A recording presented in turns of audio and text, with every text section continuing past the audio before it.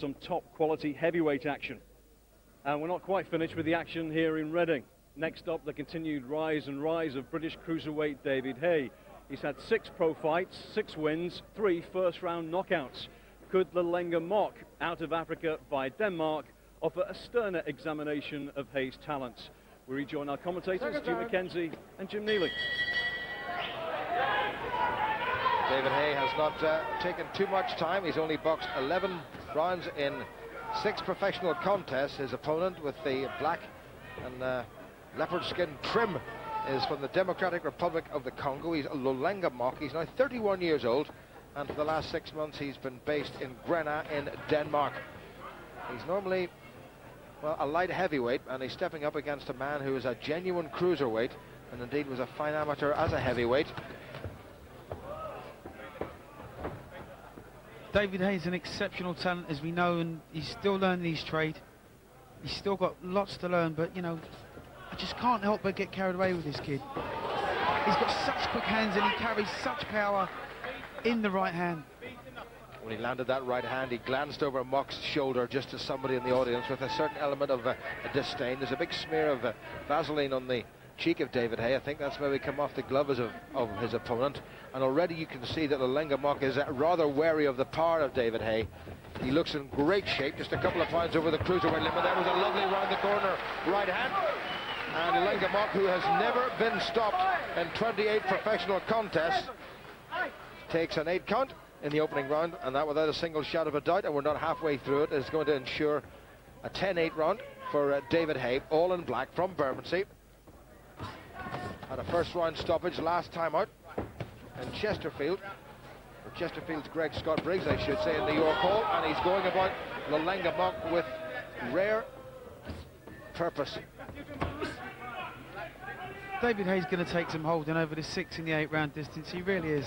I don't know if there's a guy in the country right now who will beat him over that, and I would include in that the current British cruiserweight champion. Hey, those hands of his held characteristically low, but it's the speed of his punches and the power of his punches that really have disposed of all 6 opponents so far. Boxed 2 contests ago in the Playboy Mansion in Beverly Hills, and then came back to the York Hall in Bethnal Green. Doesn't care where he boxes or how often he boxes, and he says bring them all on. If he had to fight 10 times before Christmas, he would. Round the corner left from Haye, looking pretty impressive. Nasty clash of heads, and Mock got himself caught.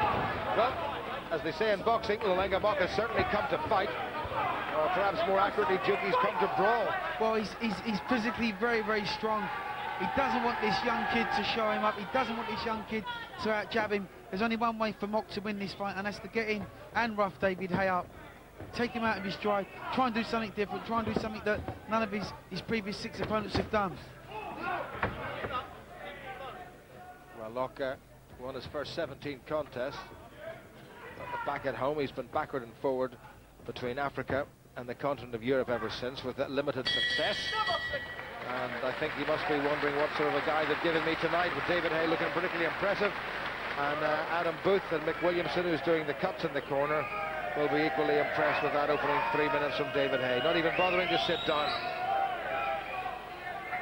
It would be interesting to see if David Haye could go a few rounds. That's what he needs right now, is to be able to learn his trade. You know, it would have been great if he could do the 8 rounds distance, but that's not what he's looking for. There was a lovely sideways movement by David Haye, and he whipped that right hand in, kept on the pressure all the way through. Mock really starting to feel the power and staggered, even some of those shots from Haye were not altogether accurate. Nasty little clash of heads, and there was that right hand the second time, and that really clattered into the side of Mock, but he came straight back at David Haye, and Haye will have to be careful. He's obviously got the power, but he needs just to take his time. Round 2. So an opening round of 10-8 to David Haye. I'm quite sure on the scorecard of referee Mark Green against Lolenga Mock from the Democratic Republic of the Congo. His nickname is Lumumba Boy, and presumes after the former Premier Patrice Lumumba. It's nice to see that Haye has taken a definite step up in class in Mock. He's moved up to the 8 rounds distance now, which is good. Good right hand from Mock was in there. This fella is pretty strong. He's not really a cruiserweight. He's more of a light heavy. And indeed he is boxed at super middle. But he has the face of a man who's taken a punch or two in his time. Oh, good right hand by David Haye. Mock took that flush. Mock moves quite well on the retreat. As David Haye unleashed, 2 or 3 punches there. 2 of them actually missed where Mock was concentrating on his defence, which shows that he's got a good head on him. I still have certain reservations about the way David Haye carries that left hand of his. There was a right from Mock came over. Fortunately for Haye, it didn't land. Mock is coming forward all the time, and he's making Haye work on the retreat. Good footwork from Haye. This really is the sort of contest that Haye needs at this stage of his career, Duke. I too would like to see David Haye get that left hand up a little bit higher, because as he starts to go through the rankings, the fighters are going to get that much better. They're going to read what he's doing with that left hand, and they too will tee off with their right hand and counter that punch.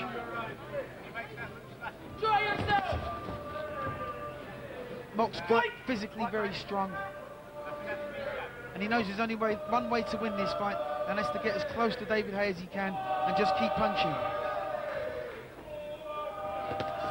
There's the right hand. Oh! How is Haye going to react to that? He's wobbling. He is wobbling. Well, is this a sensation in the making? David Haye is up. He says, I'm all right. I'm not convinced. His eyes are rolling in his head. And Lolenga Mock has threatened to dethrone the golden boy of British boxing. And Haye has to hold on. And Haye staggered, and Haye is in real trouble here. Mark Breen has separated them. Haye's legs are still gone. This could be a sensational upset unless David Haye regains his composure. But look, he's not recovered. He hasn't recovered. Hasn't recovered at all. He's hurt. Dan Mock's going for it. 20 seconds to go. David Haye will want this bell more than any other bell he's ever heard in his life. We said all the way through that low left hand could be his undoing. Mock caught him, and Haye won. Holmes will learn from that. Mock swings again with a vicious looking right hand. Haye has recovered, and I'm sure the corner will give him a roasting for that. But look where he was carrying his left hand. He was begging to get hit with it. As you stated earlier, Jim, the left hand was far too low. Mock must have read what you've said, and he's just thrown his right hand, landed flush, hurt the kid desperately. The best thing that could have happened was that bell. Well, I'll tell you, the pot of gold nearly disappeared for David Haye. It was a clipping little shot. It wobbled him. I think it caught him somewhere up around the temple. Let's have another look at that. Definitely caught him right on the temple. And he stood there, and then immediately he suddenly wobbled, and down he went. And the David Haye fan club on the far side of the ring could not believe it. And he was in all sorts of trouble, and this was the rather untidy bit of brawling and wrestling. And that allowed Haye to regain his composure. Now let's see what he does with that left hand of his. He's got to keep it up. Well, he hasn't. He's well, there's maybe 6 inches of a difference, and Mock will know, Duke, that if he hits Haye again with the right hand, this could be, well, a huge setback for Haye. I don't know what David Haye's thinking right now, but he's not thinking about boxing. He's come out exactly in this round as he did the last round. Okay, we know that's his natural style, but when you've been hit and hurt, the first thing your corner say to you is hands up, chin down. Good right hand from Haye. But remember, this fella in almost 30 contests has never been stopped. Good body shot once again by Haye. Mock would have grown in confidence from landing that shot, undoubtedly, and now he's looking to carry the fight to David Haye. David needs to get that left hand up and start popping home that jab. I get the feeling Mock is just feinting with that left shoulder of his to draw Haye in, and he's going to try to unleash that right again. Haye'll have to be careful. Again, the left is ominously low. Haye's going to have to finish this, or maybe he'll decide to try to sit this one out. But either way, that will have given his confidence a huge dent. Undoubtedly, David Haye has to get back to his boxing and box himself back into this fight. He was looking for the knockout and nearly got knocked out in the process. It might not do him any harm. Wild swings now from Haye. I still don't think, Duke, that he's got his rhythm back even yet. No, he hasn't got his rhythm back. I mean, there's nothing coming from him except hard punches. He's trying to knock this kid out with one shot, but his corner have told him, get back to your boxing, box your way into this fight. If you need to win on points, win on points. Stop looking for the knockout. Hey, certainly the faster and the stronger, but Mock at this stage is so determined. He threw the right again, he missed, and was very close to David Haye's whiskers. That right hand he just threw there, just missed him, just marginally missed David Haye. David needs to get that left hand up higher. Well, all the cruiserweights in Britain that David Haye has got in his sights will say, aha, there is a wee vulnerability there. Better round this by Haye. He's got back to his boxing. Still carrying the left hand, he's still waiting to get tagged. He's still carrying that left hand far too low. You have to learn that you can't knock everybody out straight away, and there are guys who will come back and hit you. Mock grimaces. Good jab by David Haye into the face of this tough man from the Democratic Republic of the Congo, who's come here and has come very close to causing one of the biggest upsets in a British ring this year. Better from Haye, little 1-2 combination. He certainly exposed a chink in David Haye's armour.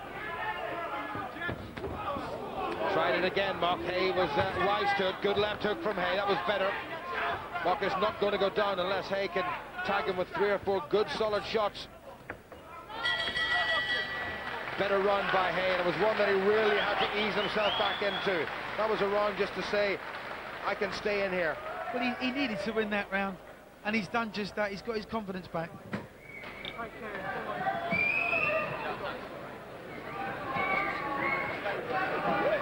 Get the flow, get the rhythm with that, gas it, drop it, Adam Booth, nice and relaxed, and that's great corner work. Not getting flustered at all, despite the pressure his boxer was under. Good footwork by Haye. There was seriously evil intent behind that right hand. Well, there's the handsome, grinning David Haye we know, but I'll tell you, that handsome grin and a career was very nearly wiped off his face. Seconds out, round 4.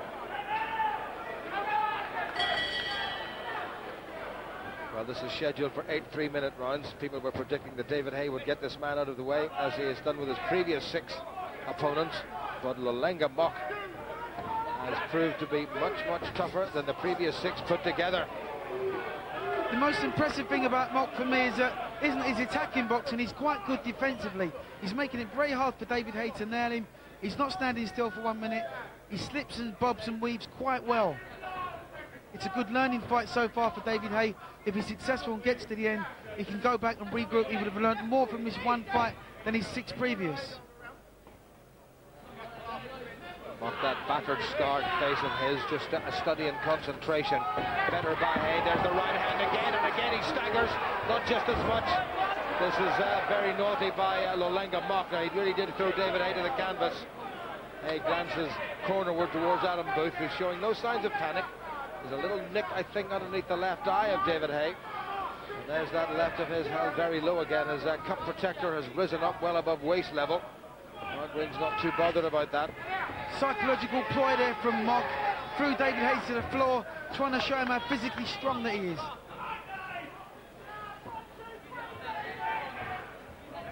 Haye's waiting too long now. He needs to be popping that jab. He wants to make that kid eat the jab, double it up, treble it up, and then going behind the right hand. Well, this is further than David Haye normally expects to go. We're coming up to the midway point. In fact, we're past the midway point in the 4th round. That's better by Haye. That jab of his getting into the face. He needs now to deliver the right if he can. Good body shot by Haye. Little clash of heads. Mock again going for that over-the-top right hand, which caused Haye all the problems in round 2. Well, you talk about a learning curve. I tell you, David Haye's had to learn quickly, and he nearly got caught again. Every time the right hand comes over, I mean, look at Mock, look at the determination on his face. He wants this knockout, he wants this victory. David Haye's in trouble. Mock is catching him. Lovely uppercut from David Haye. That's the one that he caught Summers with. That's given in the final of the World Championships. That was as good an uppercut as David Haye has thrown since Belfast in 2001. Mock is down for the 2nd time, and he stopped it. Well, I'm amazed at that. I'm amazed at that. Mark Green has stopped it. He's had a look at Lolenga Mock's eyes, and he stopped it in the 4th. And I have to say, I'm really, well, at a loss to understand why Lolenga Mock can't believe that it stopped. David Haye, to be very fair to the young fella, threw a lovely, lovely right uppercut, and the referee was right on the spot, and he must have seen something in the eyes of Lolenga Mock that prompted him to call it off.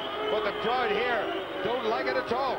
The knockdown was absolutely well timed. David Haye threw a beautiful shot, knocked Lolenga down. I'm not so sure he was in a position to continue. The referee looked into his eyes and he looked a bit groggy. However, that was a stunning, stunning, stunning uppercut, and Mock was on his way down before Haye added the 2 or 3 little tip-tap right hands. But Mock, so determined, coming forward all the time, missed himself with the right hand, and he left himself perhaps for the first time well open, and that was a classic uppercut. And Haye didn't have to do much more, and from then on the referee decided that that was it, and amazingly he said no more.